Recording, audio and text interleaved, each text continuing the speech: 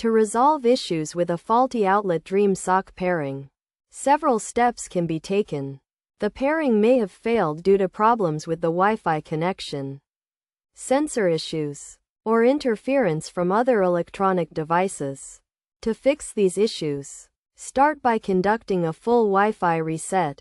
This involves disconnecting the base station, locating the button on the Dream sock, and holding it down. Then, plug the base station back in and reconnect it.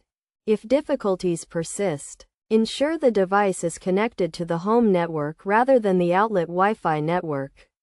Additionally, consider unpairing the sensor by unplugging the base station, removing the Dream sock, and holding down the button on the Dream sock while plugging the base station back in to reconnect it. Positioning the base station in an open area, free from interference by other electronic devices, can also help. By following these simple steps, the outlet Dream sock pairing can be successfully restored.